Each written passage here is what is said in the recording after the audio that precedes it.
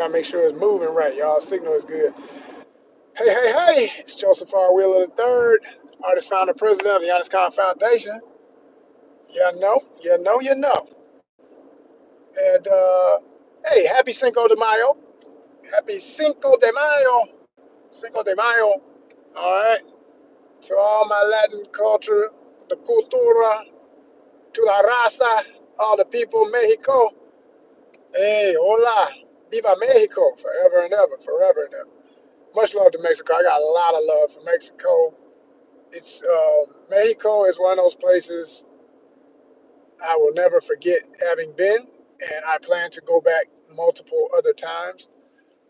Um, might have to make that. I don't know, man. I always every time I think about Mexico, I think about the places I haven't been and I still want to go. And it's just so much more to explore than even just the Yucatan. And even in the Yucatan, other parts I didn't see yet. So I got a lot of love for Mexico. I am Joseph R. Wheeler III, the artist, founder, and president of the Honest Kind Foundation. Let me get that intro real quick.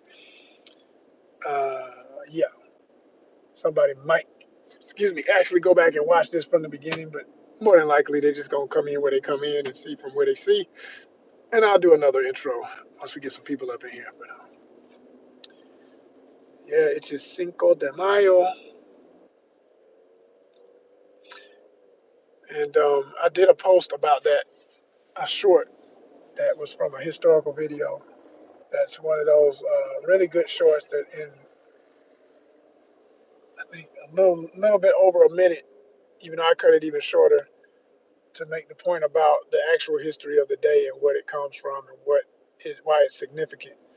And it was the 5th of May during a period in Mexico's history where Mexico City and other nearby areas of the capital were under the siege of the French government and colonization, and a smaller army of Mexican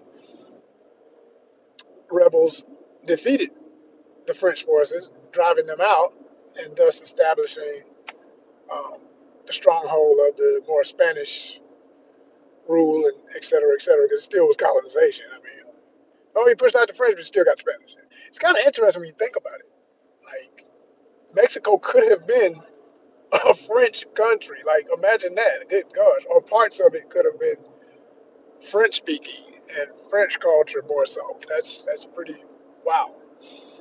But that's what happens with European colonization all over the world. Wherever I've been, where that was a part of the history, and it's pretty much everywhere. You're gonna see those forts. You're gonna see them cannons off the coast. And when you start reading the placards that explain the history, or talking to the locals who know, or just reading about it, you're gonna find out real quick that these places were constantly disputed for the resources by Europeans that wanted to fight with each other to be the ultimate superpower, and who was going to make the biggest impact on the future of that place and the establishment of what we know it to be today. And then that's today, because there's other times when it went through other phases with even other cultures. So it's just real interesting. And Cinco de Mayo, for a lot of people, it's just a party and going to a happy hour and get margaritas and eat tacos. And it couldn't be better for it to be Taco Tuesday, right? Can you imagine the amount of tacos being consumed today in the name of Cinco de Mayo, and it being Taco Tuesday on a Tuesday? I mean, it's just like, I eat tacos almost every other day, if not every day anyway. Like, I don't need a day. I don't wait for Tuesday. I eat so many tacos. It's like I eat tacos like I'm Mexican for real. Like, no pun intended, all respect due, because I know how much that is a part of the culture for real in many parts of Mexico. So shout out to that. You know what I mean? It's cool energy. It's good times. And damn, I didn't know they were closed on today.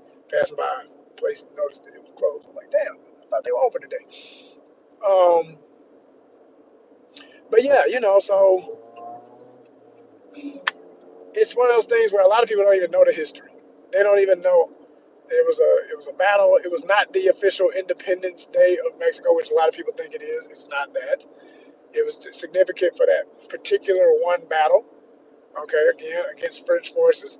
But the other thing about it is, if you know a little bit about the history or study into it, it was it became a beacon because it was so strongly associated with Mexican culture, the Chicano culture here in America.